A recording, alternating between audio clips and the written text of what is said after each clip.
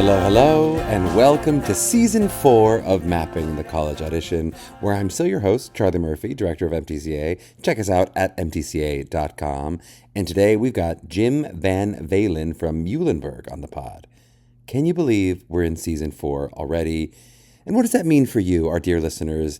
Basically nothing. Why do I choose to divide up into seasons when there are no finales with weddings or funerals or any such exciting events? I couldn't really tell you, but I do find each time we take our summer break, I normally come back enthused with a few new ideas for how we can tweak what we're doing over here at Mapping the College Edition, and this year is no exception. I do think it's mostly about tweaks more than full overhauls so far, as I generally do like the balance of what we've been doing over here. Half our episodes being college deep dive conversations with colleges, half our artist explorations with artists out there in the world, and how they use their theatrical education to forge the path that they have. You'll notice as we progress that my questions have shifted, both in terms of some of those school-specific differences, but also how the landscape has changed over the years that we've been doing this podcast. As I've said before, this podcast is really meant to be as evergreen as possible, especially in our college conversations. You know, some of those conversations from 3 years ago, they're going to have a bit more COVID-related talk than you might want today, but I do think almost all of them, from an ethos perspective, will really hold up. And I will say one of the themes I'm seeing for Season 4 as we begin, and we've recorded a bunch of our episodes, is going to be to continue to try to update some of those older episodes with newer faculty, in some of these cases where faculty may have changed, or when it's been a few years and an update could potentially be relevant, and also finding that balance of newer programs, right? So there are some of these most competitive schools that we're going to be having back on this season, as well as that balance of newer programs that we haven't yet represented on the show. We do have a number of those already recorded, and I am proud to say that we're going to be bringing on some schools that we have been trying to schedule for literally years in a few cases. We really do want to catch them all, and I'm excited to knock out a nice number of those most sought-after programs that we haven't yet had represented on the pod, as well as circle back with some old friends from some of those schools atop a lot of our students' lists. I will say on that end, it is always a tricky balance for us between kind of new representation, bringing additional faculties from different programs, and which schools to represent on the podcast. We do get a lot of positive feedback about episodes that we do with smaller, more specific schools, and a lot of parent feedback that they would like more of those programs, as well as more of a certain kind of school, whether that's a geographical focus, discipline focus. They really want a lot of those smaller schools. So we're going to keep trying to do our best with the balance. I will say, while most of our feedback actually tends in that direction, our download numbers will often be 3 or 4 times higher with some of those most competitive schools than with the emerging program. So basically, yes to all of it, but it's always a balance that we're going to continue to strike. With our artists, I think it's less about feedback than really just my experience of these interviews, but I really enjoyed those alumni interviews from last season, so I'm going to definitely try to keep going in that direction. This is where I know I'm going against those bigger download numbers. It's unlikely that a parent or student alum of ours is going to get as many downloads as Jesse Mueller or Gavin Creel or whoever it is, but I do think those younger voices add a lot of value to the conversation, so I'm going to keep going with them, as well as more parent voices I mentioned to speak directly to our parent listeners. And as always, please do keep that feedback coming, whether it's artist or college episodes. We really enjoy it, and not just those ratings and reviews, which of course we would love for you to keep coming as well. Another thing that is new with Season 4 is us launching separate feeds in your Apple Podcast apps, or wherever you listen to podcasts. We'll have separate feeds for artists and colleges if you're a listener who only wants one type of episode. I know a number of our MTCA alum listeners, some of those students' parents really enjoy the pod, but once they're done with the process, they no longer want to hear the college-specific episodes. They only listen to the artist episodes. More power to you, right? For those in college and above, you might subscribe to that separate feed that is only Mapping the College Editions, artist explorations. And vice versa, if you're deep in list building mode and you really want to focus on those college deep dive episodes only, great, you could absolutely subscribe to that. Maybe if you're not ready for the career stuff, you can circle back and catch some of the sort of later career episodes as you go. But of course, if you're a dedicated listener trying to take in the pod as it was truly intended, then you can stay right here and subscribe on this main feed that you are currently subscribed on. I'm not supposed to say subscribe anymore. I'm supposed to say follow, but I don't know why follow versus subscribe makes any difference. Just do the thing that you're supposed to do to make sure the episodes end up in your feed. I think that's enough podcast updates for one intro, isn't it? Of course, I plan a specially long intro while I'm in Maryland and I don't have my fancy equipment, so you're stuck with a less than studio quality intro and outro from me. My deep apologies. We're here for a week while Elizabeth is doing 9 at the Kennedy Center. It means Sol gets a bit of time with her grandpa and Nana, who retired a short way away from DC, and I get a little help with childcare. It's delightful. I hope you all had wonderful summers while we were off. I certainly have so far. I had a blast seeing so many of our MTCA families at our summer faculty masterclass week, both in the classes and at our various events throughout the week. We'd originally planned to see our a friend of the pod and MTCA alum Ali Luis Borzgi in Tommy, which sadly closed a week before our planned performance. But our next choice in The Great Gatsby ended up being a huge hit. It had two former MTCA alum in it, Dariana Mullen and Morgan Harrison, both of whom just happened to be my former monologue students. Hey now. And they really helped do a fun talk back with all the families who came to see the show. And then between the alumni Q&A and our MTCA picnic, I got to connect with a lot of MTCA alumni family members from different years, and that was really nice. Okay, here we go. On to the interview. Muhlenberg is one of those very schools we've been working to schedule for a while, as well as another one of those examples of specific requests we've gotten. We've gotten specific requests for more BAs. I will say it is always tough with that specific request because if I open up to every school where you can get a BA in theater, this podcast really will have no end. And I do want to end this podcast at some point in the future. But I think Muhlenberg, as well as some of the others that we've had on the pod and some of the others we will have, is a great example of one of those places where there is a history of successful theater majors, even if those BA paths are not going to be as well grooved as some of the BFA, more conservatory style programs that you've seen in the pod. And for the right student, of course, these schools can be truly the perfect fit. We've had a lot of MTCA alum apply to Muhlenberg and a lot of MTCA alum end up there.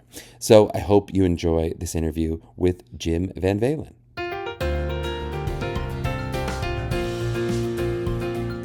Well, we are so excited to be joined by Jim VanValen of Muhlenberg College. Jim has a BA in English from Stony Brook University, an MA in theater from that same Stony Brook, and an MFA in acting from the University of Iowa. He's acted all over the country. He was previously an associate professor of theater and head of acting at Cornell College before becoming the director of theater at Muhlenberg, which is located in Allentown, PA. They take classes of about 60 to 80 per year, and they offer degrees a BA in theater and a BA in dance. Jim, welcome on the show. How are you doing today? I'm good, Charlie. Thanks so much for having me. We're so excited to have you. I gave that brief little bio, but anything that you want the people to know as they're sort of getting to know you in terms of the previously on of Jim's life before you made your way to Muhlenberg? Anything else we should sort of know about you than what I read into the record? Well, as you mentioned, as an undergrad, I was an English major. I was a theater minor, and I mention that because sometimes there's this assumption with students that we've just always been in theater, and my path has had a lot of zigs and zags, Uh-huh. and I'm grateful for those. I always wanted to be involved with theater. I was, but I think I was always a little nervous and had self doubt. And Mm-hmm. over time, I was able to really embrace that this is something I'm passionate about, and that there's a place for me in this work. And I hope I can share that same those same feelings with my students that I get to work with. I love it. It seems like a really great kind of path that you've taken, especially for the kind of student that might really be appropriate for Muhlenberg. And I think that's what we'll get into now. I mean, I always start off at the colleges sort of asking what you think makes a Muhlenberg student. And especially because we've had few enough BAs on the show. I think you're maybe our fourth or fifth total BA, if I'm counting correctly. But also only the second BA school where there's not a required audition, right? So we'll talk about the scholarship audition, et cetera. So I'd love to almost break this question down into like, what kind of student do you think is appropriate for a BA program, which of course is going to be relevant for many of our students, and then maybe especially like what makes Muhlenberg unique or special in terms of those BA theater programs that exist out there? I think a student coming to Muhlenberg is someone who's already looking at exploring and open to discovery. Mm-hmm. And they have a passion for theater. They love it and they probably want to pursue it. I teach in the acting program within our theater department. And so many of our students do have that passion for performance and Mm-hmm. acting. And at the same time, they also are multifaceted. But I'm going to coin a phrase that I heard in one of your previous podcasts that I loved, which was multifascinated, Mm-hmm. which was really great. And I'm so glad that I don't know. I'm glad that I'm also a fan of the show. So thank you for introducing new words. That is so sweet of you. And Thank you. and so that idea that students can have other interests and may want to explore them doesn't in any way take away from their passion as Mm-hmm. actors, but in fact, I find that it enriches their work. So Mm-hmm. we have students who come here who say, yes, I want to focus on acting, but I'm also interested in exploring playwriting, or I'm Mm-hmm. also interested in exploring directing, or they may also say, I'm also interested in exploring areas like neuroscience Mm-hmm. or creative writing or psychology. And so all of this is designed both within the major, but also across campus to allow that flexibility and to encourage that experience so that students can embrace all the things that they're passionate about Mm-hmm. and find ways to infuse those things into each other. Sometimes you'll find on a college campus, certain academic departments are on this side of campus, and then the arts are on this side of the Mm-hmm. street, this side of campus. I really love being at Muhlenberg because we're about crossing the street and finding those connections and how exciting it can be. Sometimes the question comes up, what is the day like for a typical Muhlenberg student? And there isn't any Mm-hmm. typical student. Every student has such an interesting journey. Some might be coming to my acting class coming from tap class. Somebody might be coming from my class having just been working in the lab in chemistry. Somebody may be coming studying public policy of HIV and AIDS in the Lehigh Valley. And to imagine that, wow, we're doing a scene from Angels in America or The Normal Heart by Larry Kramer, and how these multiple perspectives just expand our acting classes with discussions, but also just deepen this understanding that so many ways the work that we do is so interconnected Mm-hmm. in so many ways. It's beautifully said. Well, okay, so that if that's kind of part one of the question, if especially what might be those sort of open-minded BA appropriate students, I think said so well. Is there anything in terms of sort of culturally about a Muhlenberg, maybe that distinguishes it from a school like a Northwestern or a Vassar or a Bard or some of these other schools that where people can study theater? It's one of the things I often talk about with our students who are interested in those multiple theater degrees, but also other things if they maybe want a double major, that kind of thing.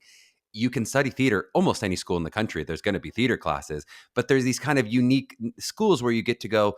We have many students who've attended Muhlenberg who say, I'm intending to be an actor. I want to be a professional actor, but I'm also interested in other things. So I guess I'm kind of interested in what is the cultural milieu of Muhlenberg that makes that possible and it may be distinguishable from and some of those other schools I mentioned also I think have that path to professional actors, whereas some other BAs it would be a little more surprising for someone to go there and say I'm definitely intending to be a professional actor if I wasn't Yeah. I'm just getting a BA theater degree. So I guess is there something about Muhlenberg culturally that you feel like distinguishes it from either those schools or other BA programs? I can only speak for Muhlenberg and say that being here, it's across campus, this interest in each other's stories. Mm, And so, right from the beginning, we have students, even whether it's when they come in to do a tour or when they've already decided to come here and we're advising them in the summer for their classes, all of it's going to be about making time and space for their stories.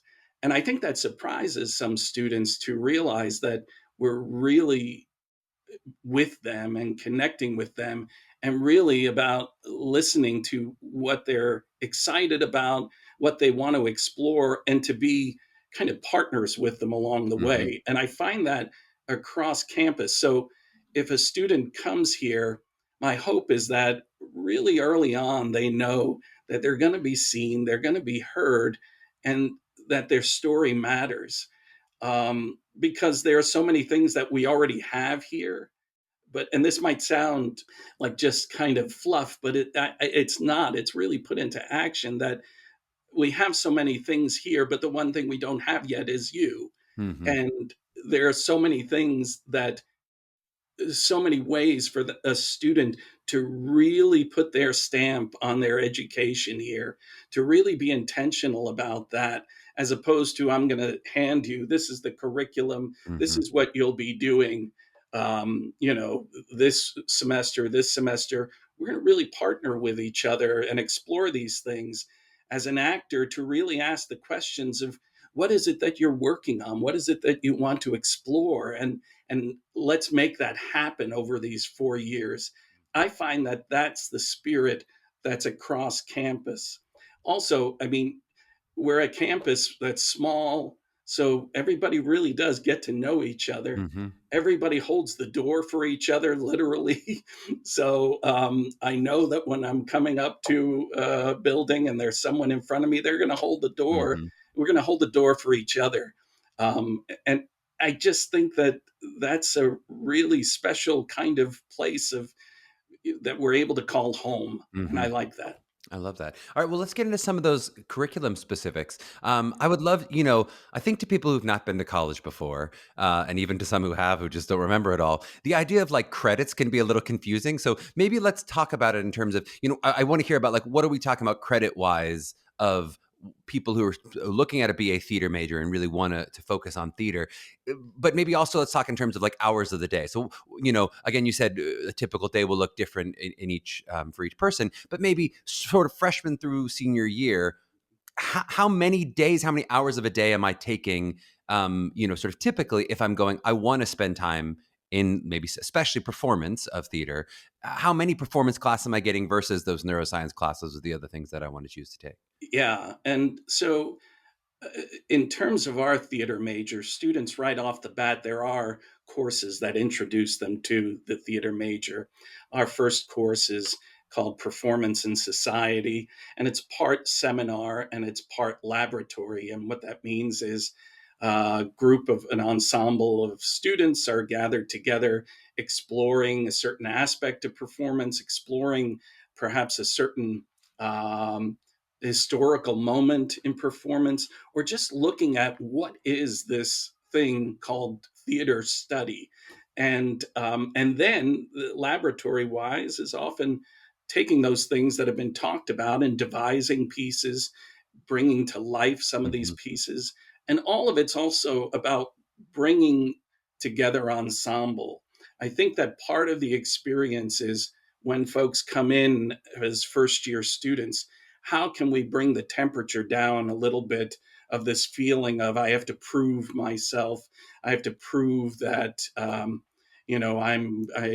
worthy of studying theater, or I've done Hmm. all of this. Wherever someone's at in their journey, whether they've had theater training, whether they've had no theater training, you are enough. And those are the three words I think that are so important, of a student recognizing that wherever they're at, they're exactly where they're supposed to be. So we do a good job in our curriculum of starting to build that ensemble and build that community. Students also in their first year can take areas such as voice and speech for the actor, movement for the actor. They can even take areas of stage combat. And all of these are starting to layer in some of the foundational aspects. Then, beyond their first year, they can then, those are kind of the gateway courses to specific, let's call it a track or a Hmm. concentration. If they were interested in acting, that would lead them into kind of acting process where they're building skills as scene partners with each other. They're further building on voice and movement while exploring text. They're exploring what it means to rehearse with each other, and always exploring what it means to really honor being present Hmm. moment to moment with each other. And again, I go back to that's kind of what we're doing all the time on this campus. When people see each other, there's a sincere sense of being present with each other as we share space with each other. As the curriculum continues, students can really start to zero in on certain areas. They always have access to be taking dance classes. They always have access to be working with their voice teacher one-on-one, so vocal lessons. And they can continue to take that work and start to get real specific about what they want to explore.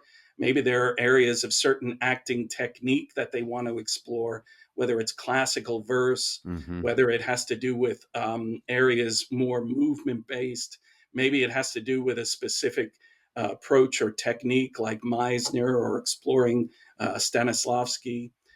Then the majority, by junior year, many students are studying abroad. Mm-hmm. They are taking what they've been learning here and they're taking a semester, the majority of them, to study off campus. We are connected with various conservatory programs where students can then spend a semester someplace and meet other students, get kind of a new perspective on what they're working on. And all of this is part of, and I know we're not talking about finances yet, but But we sometimes will. Yeah. bringing up study abroad raises concerns. But Mm-hmm. our global education office, you're just taking what you would be spending a semester here, and we're applying it there in these off campus experiences, Mm-hmm. so that by the time the student comes back senior year, that they are now looking at their senior year, not what do I still have to complete for the major or requirements for the college. It's what are those things that I still want to do, Mm-hmm. whether it's an advanced study with a professor, whether it's summer research in a certain area, whether it's the creation of a solo piece that they're Mm-hmm. working on, or a devised piece with a few other students. The opportunities are there. Really, my job here is to be available to Yep. help celebrate that enthusiasm, because that's the spirit that's going to allow them to continue to be successful in the Yep. world beyond academia. Totally makes sense. And I want to hear a little bit more about a couple of things you mentioned there. I want to talk a little more about semester abroad too. But Sure. just, you mentioned sort of in terms of their interest coming in that the first answer about BAs and other things that you might be interested in studying. I'm interested also in kind of pointing out the distinction of, you keep talking about sort of the options that they might have within the BA theater of where they can focus or what their different tracks are. To what extent is that already like sequentially laid out for them, or kind of required that they go acting one, acting two, acting three, acting four, Mhm. into those various tracks? And to what extent is that like based on with guidance or with counseling from other professors, really more up in the air? I guess how much is sort of are there well-worn grooves of different choices people make versus how individual is it per student? So the major is set up to with exploration in mind. Mm-hmm. So if someone's satisfying the major, there are requirements to say, okay, we want you to continue to be passionate about acting, but we want you also to explore an artistic process from another point of view. But what that is also open to the students. Might say, I want to explore the artistic process from a playwriting point of view. Mm-hmm. I want to explore it from a costume design point of view. I want to explore it from a stage management or a directing point of view. I want to explore it from a performance studies and dramaturgical point of view. Mm-hmm. And that's where the conversations are happening with the faculty advisor, Mm-hmm. one on one with the student, but also students with each other. The conversations are things that we're always having. And I think that that's really my job, to make time and space for conversations. And I know that this might be something that you'll talk about later or want to know about. But when students come in to share or an audition for a scholarship, I think they're surprised at how much of it is about Yep. just the conversation of being with each other and hearing about what it is that we're passionate about. Yep. I think that's where the key word, with all of this work that goes into the what we do, I never want to forget, even for me as an actor and as a teacher, I never want to lose sight of the joy of what it is to do what we do. Yep. of it, because if I forget the passion and joy, it's probably time for me to get out of the way and let someone else come in. Yep. Totally. I love that, and I think it's just important to highlight for any of our, because I know a lot of our theater interested students who are academically interested, and we often talk about the distinctions of what you can do academically outside of the theater program for BA programs, but also just that idea of like your experience within the program will likely be very different than mine was at Carnegie Mellon, where it was like freshman actors are, I had very little choice. Actually, the only choice I had was basically outside of the theater program. And some BFA conservatories would allow you to have little choices here and there of one elective or one non, I'll take this playwriting class or I won't. But that level of exploration, I think, is also unique. You would not experience that at most BFA conservatory style programs. I think when we talk to prospective students, it really is about those discussions about what's the right fit for them. And Mm. some of them, it really is about looking for that conservatory experience. Yep. It's very clear, and and that's exciting for them. For us, the journey's a little different, and for those students, when they get excited about the choices and the opportunities, we want to continue to encourage Yep. that.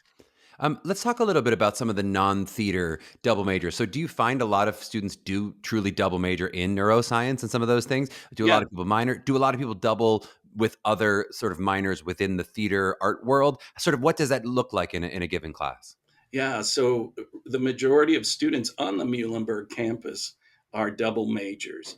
And that really, I think, says a lot about the spirit across campus of how flexible can we be to nurture this kind of community. Hmm. I think that the other thing, when we talk about theater, it's all academic in a way. It's theater is academic just Hmm. as much as neuroscience or biology. We all honor the time we work, the excitement we have in researching areas, and the ability to create. So it really is very.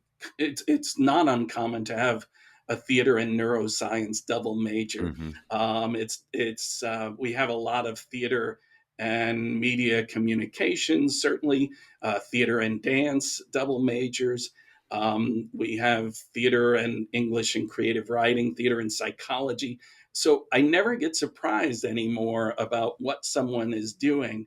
And in our courses, we also, in theater, try to create interdisciplinary experiences.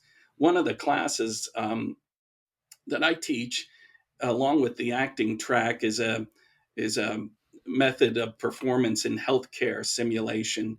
And what we do is we partner with one of our neighboring institutions, their medical school Hmm. program, and we work with our students not just on embodying cases, but what it means to really explore the skills we're working with as actors and helping folks in the medical profession apply these skills in what's probably the most vulnerable space any of us Hmm. is in, which is in a doctor's office or in any space. How do we take what we do as storytellers, which to me is um, building community, connection, and above all else, empathy, and really know that these aren't what's referred to sometimes as soft skills, Hmm. but these are real skills, intangible skills that really change lives. And they can be applied in minutes.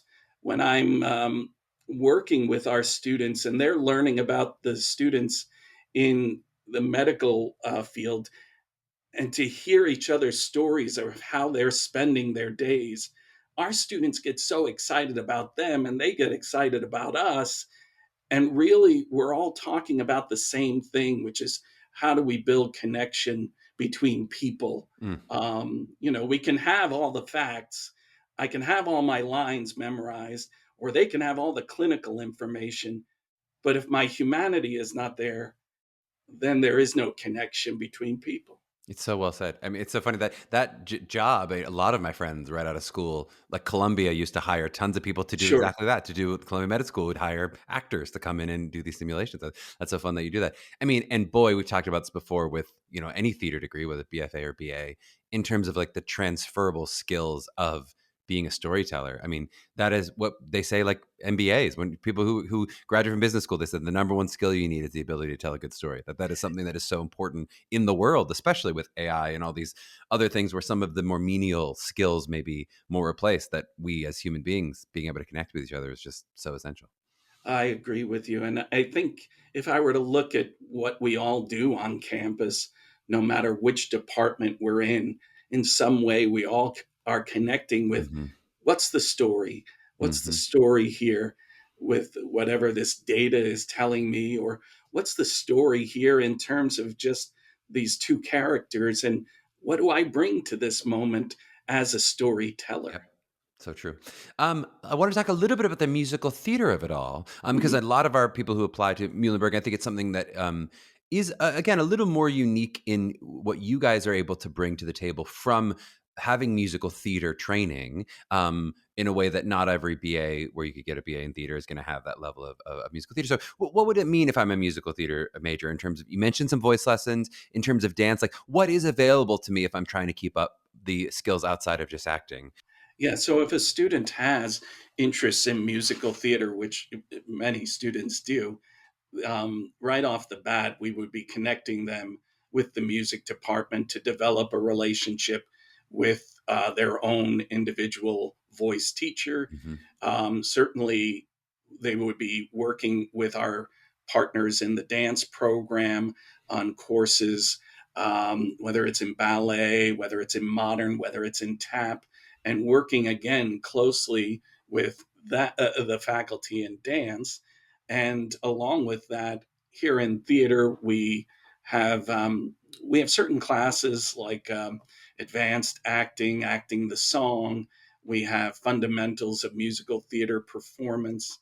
I think that all of these areas, and then of course in our co-curriculum, our production process, we we the department does a musical, at least one each year, Hmm. and all of these are ways to continue to apply our work, to go back to what we were talking about. How do we tell story? Whether it's through dance, whether it's through voice, whether it's through, to me, it's all in some way tapped into. There's all acting involved in all of Hmm. it in terms of us all being, how do I find a way to again let my personal spirit and connection come through the text, whether it's through body, voice, character, it's all there. So a musical theater person, I hope, knows that even if they're taking acting classes or even on camera acting classes, that we look to apply all of these things into what does it mean to then make a connection with the text. Yep. And in musical theater, that text can mean a lot of different things. It's also about what does it mean. I feel like this word present and presence can feel like this kind of um, untouchable quality. You either have it or you don't. Hmm. And I think the idea of looking at presence, it's kind of what we were talking about earlier with being really with somebody, that this is a skill we're developing so that as a singer, I'm not just connected with my technique, but I can also be connected with my accompaniment in this moment and partner there and be present there. I can also be connected with this word as it's coming out of my mouth in this moment and letting myself be affected by that and seeing where it takes me. If I remember, I was in a production once of Into the Woods, and the music director said to me, while you're singing this song, I want you to listen to the oboe responding to. I go, an oboe? And then anything that I was trying to find emotionally within, the oboe was giving me. Yep. I just needed to be open to it. Yep. And so how do I start to really embrace what it means to be present. Yep. And I think that is where, whether it's as a dancer, as an actor, as a singer, it's all connected with us being present as a storyteller. I love that, and I think it's such a helpful way framing of it to think about presence as non-binary, as not I'm either present or not, but to what Yes. degree am I present? Because sometimes then you get so in your head about I'm not 100% present, and now you're less present because you're pulling yourself away. It's like, great, that's okay. You're not going to be right on it 100% of the time. How do you find your way back to that practice? Oh, I I think think it's you so put helpful. it perfectly, Charlie, about it's not about how do I maintain this and the tension that comes. It's what can I come back to, Yep. and what can I notice? And when I feel myself pushing or in my head, or what can I do to slow things down? Hmm. And so that partnership I'm talking about in that community on campus here, that's also so much about how do I also apply that for myself? Yep. And I see you leading with it. I mean, I'm normally a very fast talker, and just being in your presence, I'm finding myself slowing my heart rate down and breathing. So I can see how your students would be taking some of that from you too, and going, "Oh, Jim is modeling presence, and I can do some of that myself." Well, that's Um, kind of you, Charlie. Sometimes it's also, Jim, you got to wrap it up. You're slowing things down a well, I little can bit. believe that too. Let's talk a little bit about. You mentioned semester abroad. I Yes. just want to hear, like, are there specific examples of relationships that students often do, or do they have infinite options? How does that work in terms of if I wanted to do a semester abroad? You said in the junior year. Yeah, so it can be in junior year or senior year, and it's not like there are restrictions on that, but it just seems to flow with students best around that time. Hmm. So our global education office um, has so many programs, and they work with students who are interested on what might be the program that is right for them, and they also would then partner with the department on how to do these courses maybe apply within the major. Along with that, we also here in theater, we do have relationships with different programs. So we have a program in London called the Theater Academy London program, and that's kind of a conservatory acting program. It focuses a lot on classical verse. Shakespeare's a part of it. Also involves areas of voice movement, stage combat. There's also areas in terms of just in London being immersed in the Hmm. London theater scene. And so all of that is part of the experience. So some students might really gravitate towards something like that. We also have another program, the Accademia dell'Arte in Arezzo, Italy, which is kind of on a different end where all the students are living in a villa overlooking vineyards, and it's kind of a communal experience focusing largely on more physical theater Hmm. aspects, whether it has to do with commedia and mask work, whether it has to do with devising and clowning.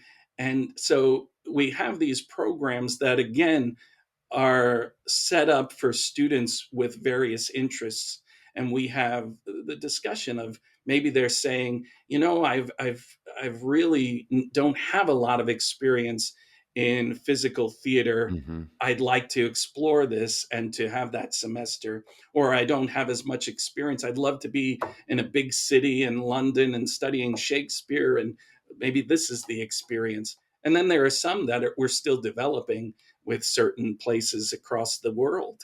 And so I get excited about the students who have those experiences, but also the energy they bring back Hmm. when Hmm. they come from these experiences.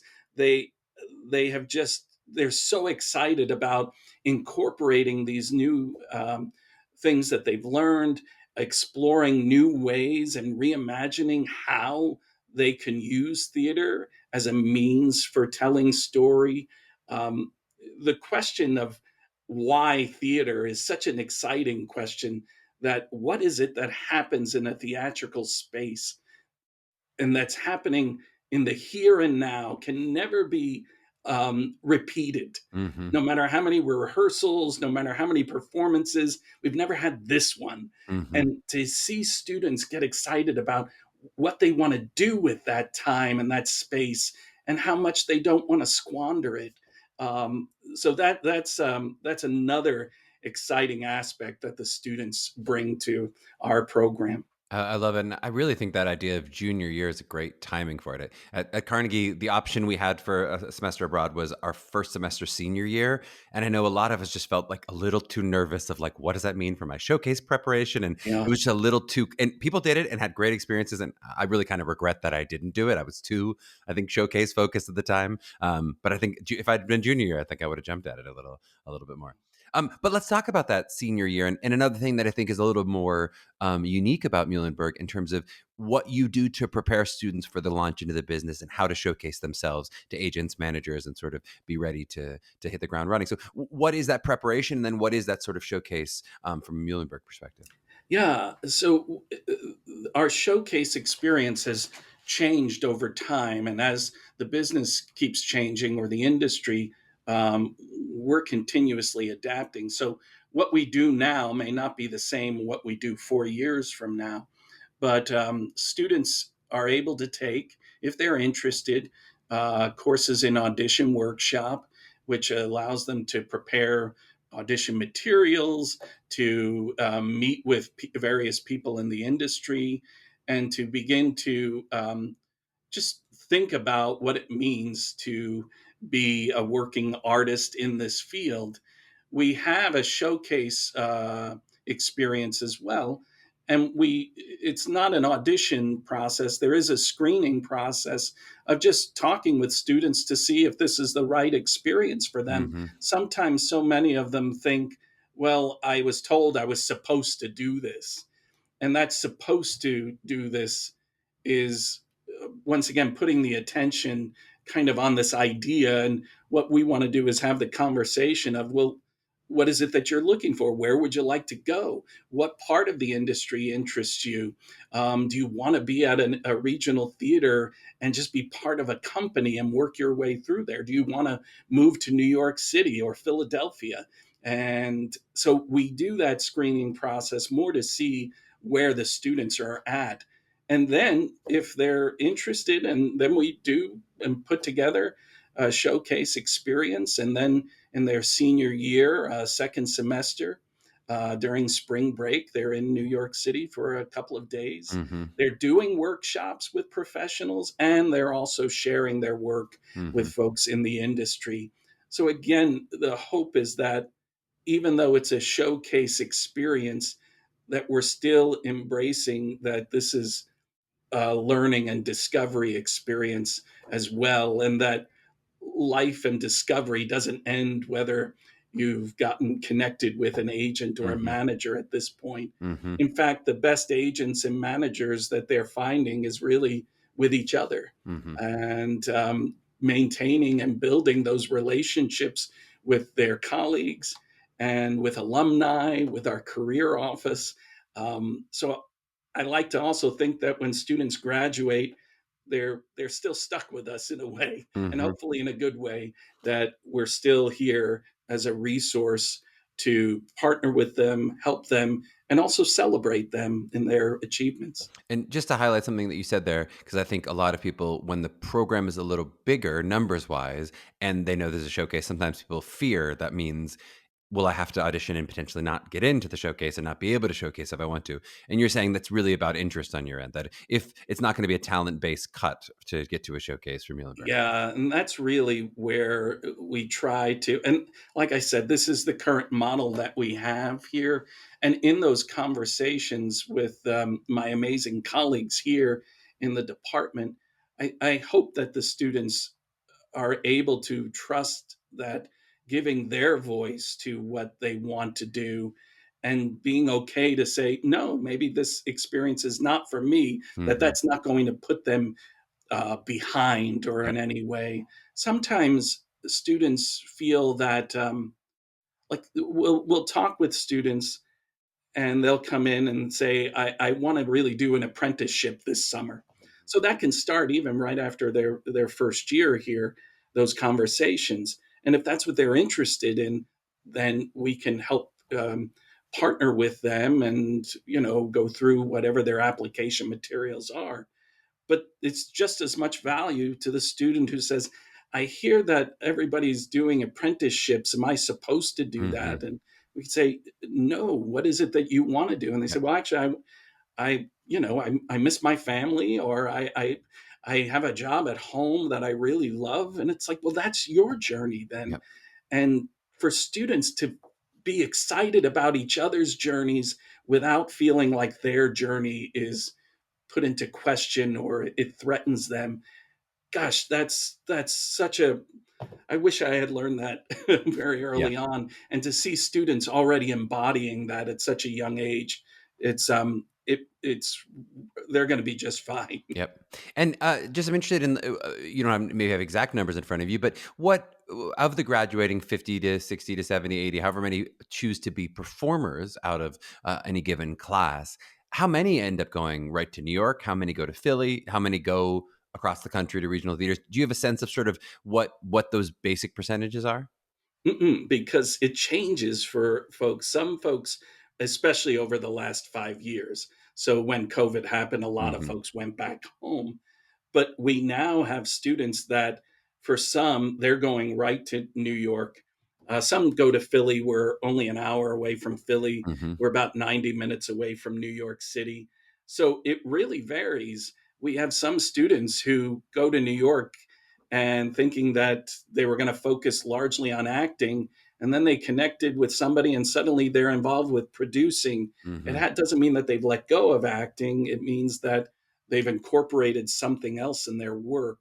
So I couldn't give you the here's a percentage, because I'm also excited about the students who maybe are excited about uh, working with young people in theater right now, and at some point are planning to move in the future, or maybe they've pivoted totally into a new area. So we do find out, and I'm glad that our students share this information if they're on a national tour. Hmm. If we've got students who are involved with the outsiders now. We've got students involved in so many ways, but I never want a theater student to ever feel like they have to apologize if they've changed Totally. careers or interests. That tells me you're present. You're Yep. present with you Yep. and the opportunities that are coming your way. Yep. So I hope that doesn't sound like I'm dodging the question in any way in terms of the percentage numbers. No, totally good answer. I did not expect you to give me six numbers of 42% here, 58% there.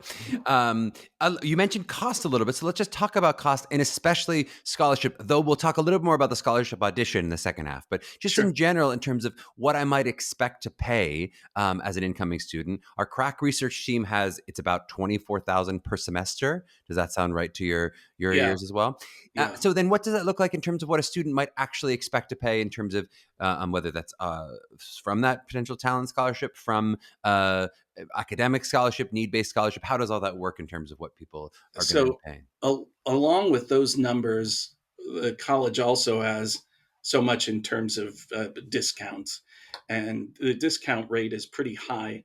So, when students hear those numbers, and a private liberal arts college, there's already a sense of, oh gosh, what's the dollar sign going to Yep. be? And as a parent myself of a high school student, I understand that. So the other thing is that I always encourage folks, if they're interested in the program, to still apply, whether they're worried about the finances, whether they're worried about their GPA. Apply, because the first thing that's going to happen is they're going to connect with a human being who's there. They're actually going to be with someone from admissions. They're going to be able to connect with someone from the department. My colleagues, Rebecca and Troy and Allie and so many others, I'll give them plugs. I have wonderful colleagues here. But they're going to connect with somebody who's going to really be there. It makes me think of and we don't have a huge staff here on campus, but it makes me think of when there were infomercials and they would say, call now, operators are standing by. There's nobody standing here. Everybody's busy working, but yet they know when to pause to really connect and answer these questions. Mm-hmm. So if someone is interested, we're going to first and foremost look at and listen to their story as opposed to their transcript. And that's where there may be room for various academic scholarships, certain programs here. Certainly, we have our own in theater award scholarship. And all of that, I think, adds to um, looking at a number that can seem very daunting and starting to settle it down Yep. more and more. Yep. So I I love never it. want folks to feel like it just has to be off their list. Yep. There's someone to connect to if you're interested. And we will talk a little more in the second half about that scholarship audition. But one thing I missed talking about was just, you mentioned it being a small campus in Allentown, right? What does the campus life kind of feel like? What do I get outside of the theater program in terms of like, what is my experience as a Muhlenberg student going to look like as I'm walking around on a day to day? Yeah. So there are some students who start the day real early, whether it's people who are in athletics, people who are in dance, that they're already starting, 7, 8 a.m. in the morning, or people in other areas of campus. And those same students often go all the way through the day till 1 o'clock in the morning, where after they've usually most classes, the majority of them wrap up around 5 o'clock, but then they go into rehearsals, whether it's for choir, whether it's for performances in theater, or whether it's various clubs that they're members of here on campus. And then that can continue on after rehearsals. The neat thing about working here in the Center for the Arts is if I'm in a rehearsal and I'm leaving at 11 o'clock, often the a cappella groups are still practicing. Hmm. And to walk through the hallways and hear 8 or 9 a cappella groups in various rooms still putting together their harmonies, it's kind of magical. Maybe they don't think so, but I'm not a singer, so they sound pretty amazing to me. To some people, that sounds like torture, but yes, yeah. 8 or 9 different a cappella groups coming out at once, but fine. It can be like that. These are students who are squeezing every moment that they can out Mm-hmm. of the experience, which can, we also have to encourage them to say no to some things if need be. I would never tell a student that what to say no to or that they should, but also to know that it's okay to say no. This is a really tough semester. They're taking a lot of courses, but what if they don't take part in this? Will that mean they're falling behind? And the answer again is no. It's Mm-hmm. listening and managing your sense of success and what's important for your well-being. Wellness and well-being, I think, is a big thing.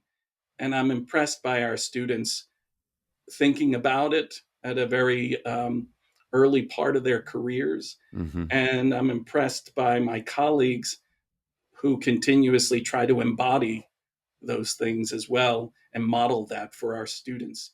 So there's the campus life is active, whether it's in civic clubs, social clubs, sports, productions. Students are often working on their own to develop student directed pieces as well. So there's a lot of creating going on and connecting. I love it. All right, well, let's take a short break. And on the back end, we'll talk a little bit more about the audition and admission process for Muhlenberg. So back in a flash. All right, we are back with Jim VanValen, and we're going to talk a little bit about the audition and admission process. And before we get to the admission, we mentioned that scholarship audition. I want to hear a little bit more about what you're looking for in a scholarship audition. But even before we do that, how should I think of that scholarship audition as a student? Is it more about this is really demonstrated interest for you? As I'm getting scholarships, is it really about the amount of talent I'm displaying, or in terms of what that number that'd be coming? Is it more just a chance to get to know you? I know Charles, who used to work here for many years, we had a great relationship with. He would always say, "Come use this as a practice audition." He would say that to our PFA kids, and they would go, "Okay, great." Right? But how do you think of that? that audition in terms of what a student should approach it as? Well, I think Charlie Richter, who you're talking about, I think that was really good advice in a way. The the sense is, again, my hope is that they're really coming here to get to know us, Mm-hmm. and certainly we put opportunities available for students if they want to. If they want to just meet with a faculty member just to learn more about the program, if they want to tour our facilities, if they want to tour campus, if they want to sit in on a class, and of course, if they also would like to audition slash interview for theater scholarship, we offer those for students in all areas of theater. So if there are students interested in design and technical theater, if there are students interested in directing or playwriting or acting. So we have these opportunities, and a student we can set time aside either in person or over Zoom, but it's always live. So Mm-hmm. we're always with each other in some way. And first and foremost, it's really a conversation Mm-hmm. about the materials they often submit a resume or something like that. And all we're really doing is just looking and learning about their story. I hope nobody ever feels like it's a test of their talent or whether they're worthy or in any way.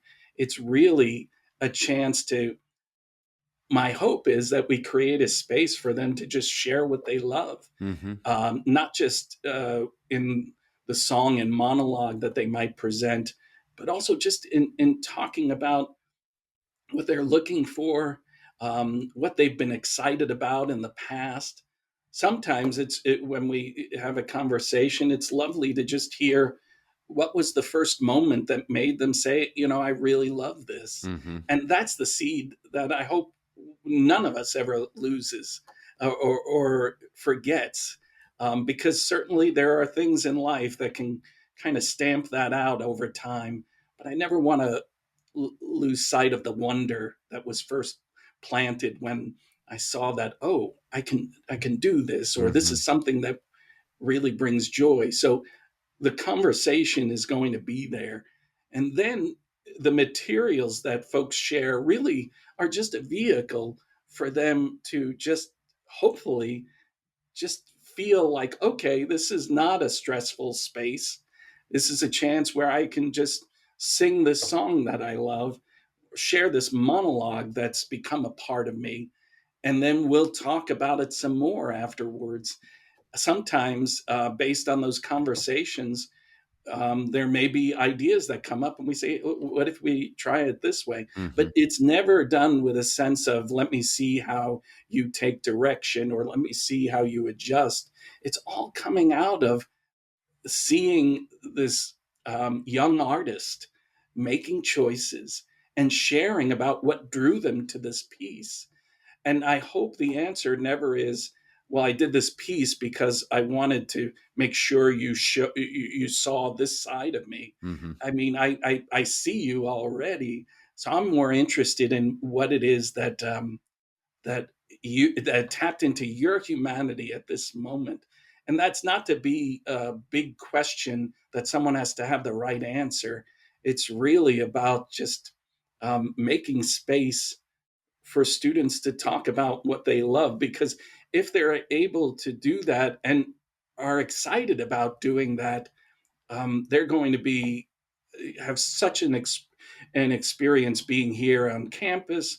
But there's also going to be something about already knowing that, oh, this is a place where it's not just about the material that I show, but it's really about just knowing that I am enough as a Mm-hmm. person in this space, and there's no one else like me. Well, And if that sounds a little bit like Mister Rogers, it's meant to, yeah, because yeah. I think I think that's so important. It's so easy for folks to look down in an audition and go, I have to beat these people or I Mm-hmm. have to win. And there is no winning or beating. It's the whole idea of what do I have to say in this Yep. moment? And what is my point of view that I can bring to this that nobody else can? I like to think that that's what the experience is going to be. And again, our point is to slow things down. Yep. It's to really sit with each other, talk to each other, and share with each other. I love that. And you're talking to a native Pittsburgher, so Mr. Rogers is not a bad thing. No, But I remembered reading it was certainly with Carnegie Mellon too. That area, yeah. the truth is, even for people who maybe aren't of that disposition, who feel like, well, I am a little more competitive. I do want to like win the audition. I'll still say, I mean, this we certainly, it's a phrase we use all the time. That idea of you are enough. It's also almost like, but you have to be, because you are all you have. Like it's not even just because it should be that way, or this sort of beautiful kind of. It's also like you actually will be doing less good work if you're trying to represent something more than what you are. Like you have to work from what you are, even if you would like to be more competitive. It's like it's not going to work out well for you. You have to find that core of what is your humanity you bring in the room. I think the other thing to add to that is if I'm thinking about winning, Mm. I'm in my head. Mm-hmm. And then I'm not really on this ride of what this piece is saying to me Yes. today, what this song is coming out and what it's revealing to me Yep. today. If I'm so concerned about trying to sound a certain way, I don't. And if I watch Elaine Stritch do Ladies Who Lunch, I I am getting a point of view from this person Yep. and that the stakes are high, but I'm also getting a sense that this person doesn't know how it's going to come out today. Mm-hmm. And let's see what we discover. Yep. I'm not going, well, this voice is terrible, or this is a I'm looking to see the humanity. But that's what my hope is, that our students are seeing in their classes. Our students are seeing and getting inspired by in the work that they see or the movies they watch. We talk about, why do we go to see the Liberty Bell? I don't go to see some pristine, perfect, you know, it's the cracks that make us Mm. interesting. And Well, yet so much of life is the world telling me, how do I cover up these cracks? mm-hmm. And it comes back to your point about presence too, right? The idea of if your focus is on booking the Broadway show, if your focus is on getting into a college, then you're not focused on telling the story, right? It's the same idea of the asking for the laugh versus asking for the tea, which we've told that story so many times on the podcast. But it's like, yeah, that if what you're asking for is the laugh, if you're trying to impress them, then you're not actually living in the moment that your character is going through. You're not telling the story, all that Yes. kind of stuff. Yeah. But now in this beautiful Mr. Rogers world of this edition, which sounds fantastic, I love and I'll say students, we've been sending students to Muhlenberg for 20 years now to do these auditions, and they always come back Oh, I saying, should show you my shoes too. oh, So that's Mr. Rogers. I was like, and they always, for those who are just listening to the podcast, beautiful Mr. Rogers shoes on Jim. But they always have such great experiences. I think that is you really authentically representing what their experience is. What does that mean in terms of? So then, what are you sniffing for in that beautiful world that might actually enable a scholarship, or is it pretty egalitarian in terms of what the scholarship that they're going to receive, or if they're differing amounts, then what would be like? This is a higher amount or a lower amount. How are you determining that? so really, we're looking at something that's right now is at $2,000, and that would be every year for the student. And really, it's that student who's interested in coming in and sharing part of their work with us.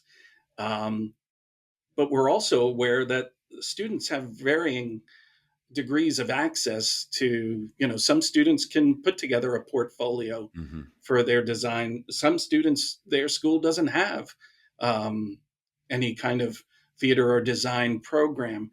And but what it is then we're talking about the conversation. And if they want to bring in pictures on their phone, or if they want to share a piece that they've been working on. Some have been working on this song with a coach. Someone else, they heard this song at summer camp Mm-hmm. and they've been working on their own. That there are varying degrees of what folks have access to. And I never want that to get in the way of consideration for an opportunity to qualify for any kind of scholarship or to, again, be in the space. Yep. So the biggest thing we're going to do is make space for an individual who's interested in this program, interested in sharing things with us and materials. And then really it's about the conversation. So I know that that sounds, you know, so monologues, I guess, we try, and it's on our website. We say, if you could have two contrasting pieces or a piece and a song, but even within that, some folks get so nervous. They say, the piece I was going to do, I was going to try something else, and now I'm not sure. And it's just, oh, this is a chance for you to act, Uh-huh. and we're here cheering you on. I love it. Well, let's talk about the admission process. So then, and I might understand the scholarship audition does not actually affect your admission. Even if you love That's a right. student, you're not going to be going, can I wheedle in and try to make sure that you pass the admissions? Those are two separate processes. Yeah. That's right. Yeah. So then in terms of admission, do you have a sense in terms of what are the biggest factors? Is it mostly about GPA? Is it about the essays? How does this is now probably more normal to a normal non-theater, audition sort of program. But what does that look like in terms of admission to Muhlenberg, and how what those factors would be? I would say the same thing applies, that it's a chance for someone to just put their personal stamp on their application too. So that if there's within their essay, which sometimes we're able to see their essays as well, which can be so wonderful that someone has taken the time to just share an experience that's personal to them and put this out there. My hope is that even with all the stress that can come with a college search process, and I'm sure you see a lot of it, it is stressful. Hmm. What can we do to bring down the temperature on that? And just for a little bit of time, just find out if we're the right fit for you. So even if the GPA is, and I don't have the numbers that admissions have, but I'm sure it's on our website, I would never want a student to feel like, oh, I'm worried that my classes or my grades are a little low, or did I get involved with enough groups on campus, or did I do enough plays over the 4 years? All of that is saying, again, what is it that you're looking for, and come and talk to us, and let's see if, one, we're even the right fit for you, Hmm. in terms of, and this isn't going to be some sort of selling of us. We really are people who are trying to help in that process, that can be stressful, of which school to go to. Yep. But I would never want folks to say, I'm not sure, the website says I need this GPA or need this, or what essay I should put together. Just explore it and apply, and then see if this is the right fit. Yep. Um, And and it's that's not to, again, to be vague. It's really about saying this is an individual experience, as opposed to, we have this pile of yeses and nos, yep. and we're going to split them up. And just for those who are interested in the hard numbers, the quick Google says 3.31 is the average GPA for Muhlenberg. So I know Google has been telling people to put like glue on pizza recently. So I don't know if they're how accurate Google AI is doing with the search results, but that's what it says, is to give you a general idea, to then add into that holistic response. Um, Thank you, Charlie. of course. Let's talk a little bit about sort of the growth of Muhlenberg. So you mentioned sort of how things have changed specifically with the showcase over the last 5 years, and especially going through COVID.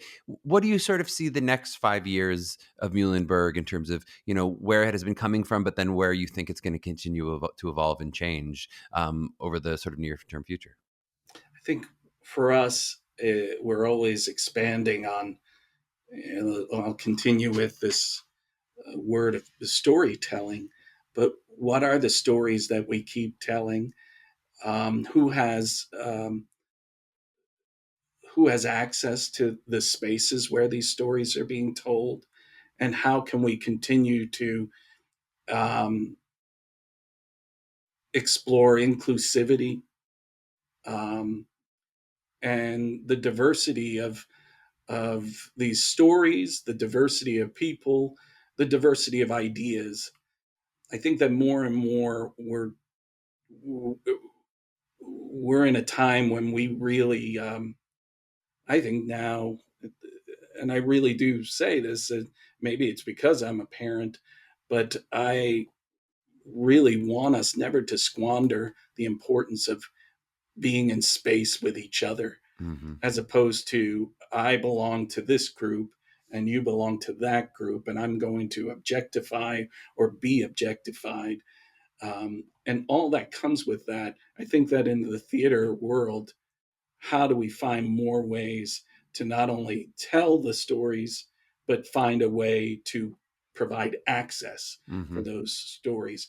And it doesn't mean I want to be just as much in touch with a play that's being written right now and has such relevance, as well as to a play written 50, 100,000 years ago, and still finding where the truth is, because the theatrical art form, and it is an art form, exists in the here and now.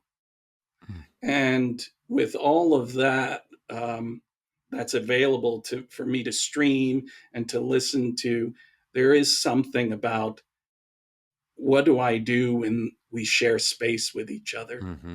And how do I maximize that experience that we're really here together? And that's going to require vision and imagination, but also courage to say, these are stories that have been missing. And how do we bring them? Or there's a point of view that we haven't incorporated yet. There's an identity that needs to have space and to have voice as well, which means that I also need to really be a constant work in progress as a listener, and to acknowledge that I'm a lifelong learner that's going to make mistakes, Mm-hmm. but I'm always going to continue to have room and be eager to find room where we can grow together and make things hopefully just a little bit better. Very well said. All right, my last question to you. You mentioned being the parent of a high school student. God Yeah. bless you. What advice would you have to parents in this process? So when you get to interact with parents, and they're, whether it's because the parents have specific ideas of what they want from for their child, whether it's they're here to help support their child. What do you sort of how do would you advise parents that you see going through this process in terms of their best way to support their child throughout it? I think we just want the best for our kids, and we want to know that they're safe. And so hearing numbers like, well, what is the percentage of Mm-hmm. students that go on to have careers? I can understand parents asking that question. They want to know that their child is going to prosper in the future. But I think that the real prosperity comes when this child is already having a point of view on something that's theirs, and that is also can change, so that maybe they have something that they're thinking about, and I'm worried of the practicality of that, but that I also want to nurture that passion, because passion on an individual level tells me that that kid's going to be okay. Mm-hmm. Because when I get concerned, it's this being the person that's saying, well, I guess I'm supposed to think this way, or I'm supposed to like this. And I'm really probably speaking of a younger me Mm-hmm. who is really worried about, am I good enough? Is there space for me in this work? Mm-hmm. And I'm glad that I'm at this point in my age where I can tell my inner child, yes, you are enough. Mm-hmm. And I can say it out loud, so that when I tell my students, I'm also saying it for Mm-hmm. myself. So I love the title of your podcast, which is, mapping out, because the idea of having a goal and mapping it out also says, but I don't want to miss the journey along the Mm-hmm. way and the zigzags.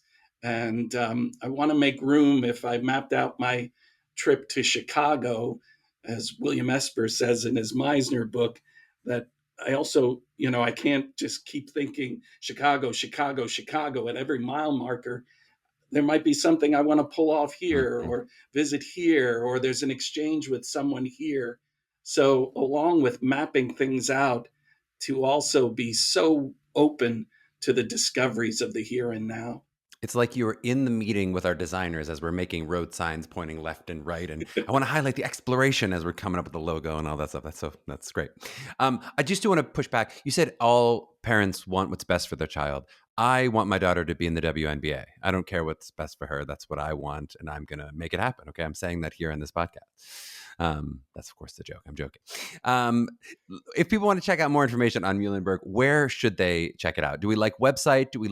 We have at Berg Theater Dance on socials? What's the best sort of way for them to find Oh out more yeah, the information? the website is just, you go there and you're going to get so much information. So if it feels too much, just breathe and take your time through it. And when in doubt, you can always just email one of us in the department. We're here all summer. I want to come back to the WNBA thing though, you, Please. because the idea. How old is your child? Almost 3, so we have a little Okay. time. So there's going to come a time, probably, where our child decides to ride a bike. Hmm.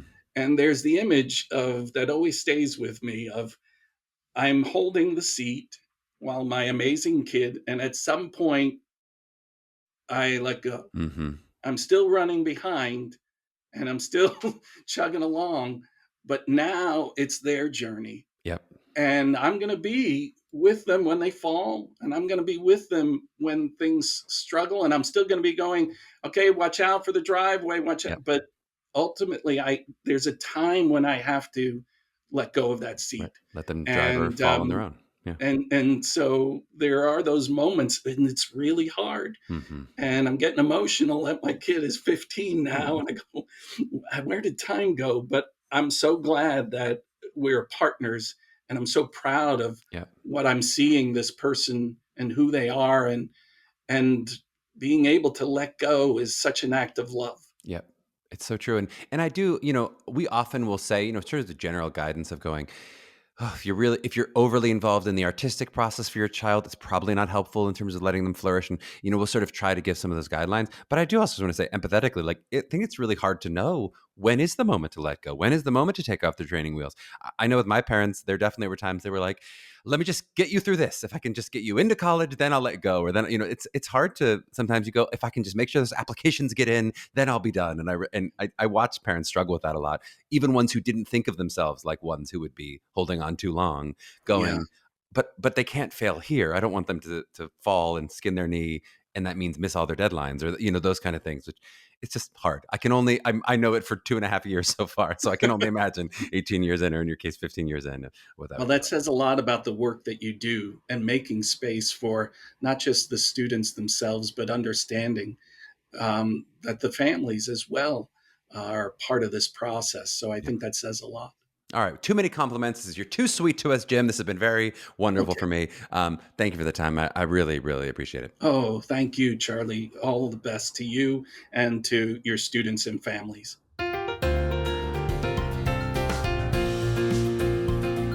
Yes, yes, yes. Love that conversation with Jim.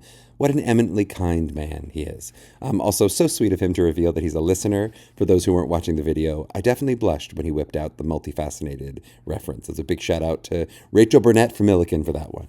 I do think you also hopefully heard in the episode another thing I'm going to try to do more and more of, which is that if I think a school is being too humble or potentially misrepresenting themselves in some other way, I may jump in and give a bit more of my personal opinion. I always want to give schools the floor first and foremost to lay out their programs, but I also realize in asking them questions about how to distinguish themselves from other programs, this is not necessarily the area they are most expert at, since they only really know their program. So when I see obvious distinguishing factors, like in this episode of Muhlenberg, where there's a kind of a unique place where I feel that school does fit in the landscape, I'm going to continue to try to speak to that directly and give a bit more of my opinion.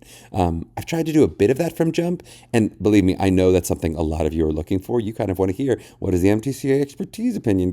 Charlie, give me your 20 years of experience.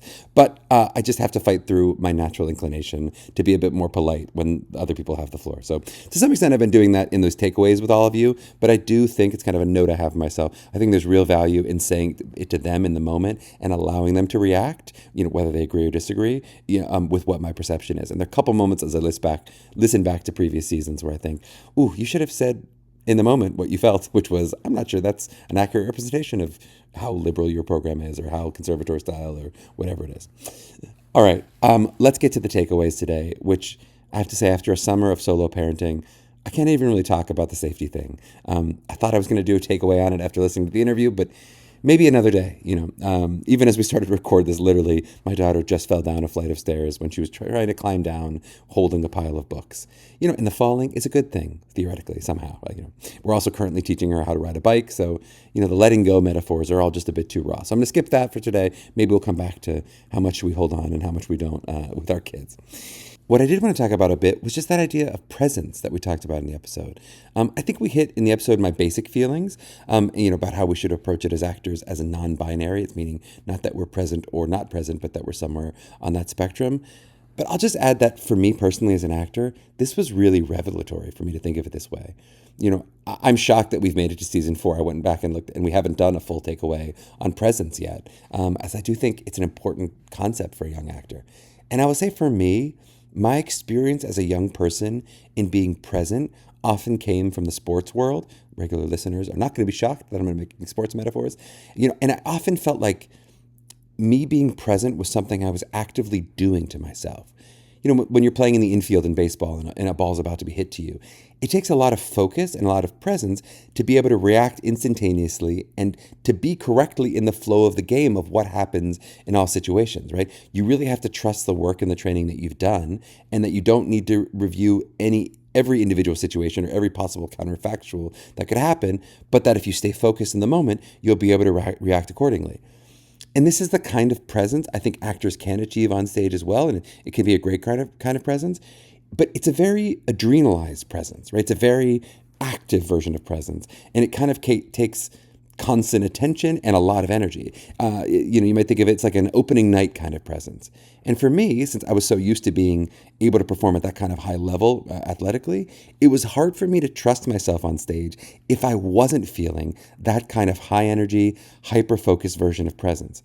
And one of the things I feel like I learned in my training, which I think can be very helpful for young actors who are similar, especially young actors who, like me, might live on that ADD spectrum or have that really strong ability to hyper-focus, is that there is a great value in what can be allowed as well.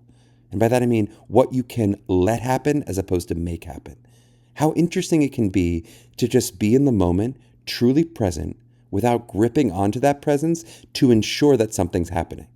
I am a strong believer with enough technique, a good performance can always be squeezed and muscled out. But a truly great performance can only be allowed. You cannot have a truly great performance if you're fully, tightly gripping the wheel the whole time. So often, when we talk about acting, we're pushing and pulling at opposite ends of the same spectrum of stuff that it's not good or bad, right? Am I a human who needs more rigor or more ease? More ease is not always better. More rigor is not always better. Am I someone who needs a sharper, clearer focus in my work? Or do I need a softer, easier one? Again, not one is always better or worse, but you need to be able to exist on that spectrum and potentially add one end of it may actually really help you if you're someone who lives a little bit more on the other end. And as you think of that spectrum and not the binary of kind of what is good or bad, am I present or not present? It does really allow you then to tweak and adjust what you're doing and gently bring yourself back into the moment without having to have that director voice in your head yelling at you all the time about not being in the moment, right? When you have that person yelling at you, I was like, whose fault is that I'm not in the moment? It's your fault. Stop yelling at me. You're the one who's making me not be in the moment, right? And it also allows in the truth that you always have some version of that voice in your head. You're never going to completely eliminate that director who's there, and you'll never be 100% present in any given moment or 100% present in character, right?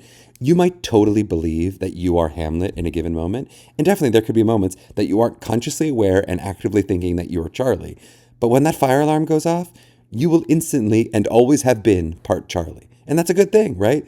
The way that some part of you will at least be subconsciously living a bit in the past or a bit in the future. You're never going to be 100% on the pin of this present moment. And that's also okay, right? The cool thing about that realization means that actually being more present becomes a practice and a skill that you're honing, as opposed to some ephemeral talent that you either have or that you lack. Well, that's it. Another season of Mapping the College Edition is officially launched. You can follow us at Mapping the College Edition on Instagram, see our videos on TikTok and YouTube, and check out all the information about individual coaching services and events at MTCA.com. You know we love a rating and review, so please give us one at your podcast platform of choice, especially when you go to subscribe to those specific feeds I mentioned in the intro, be it this main one or one of our individual feeds. You can also reach out to us with feedback at mailbag@mappingthecollegeedition.com if you're the kind of person who just loves an email. To my artists out there mapping their journeys, how much do you hold on and how much do you let go? We'll see you next week.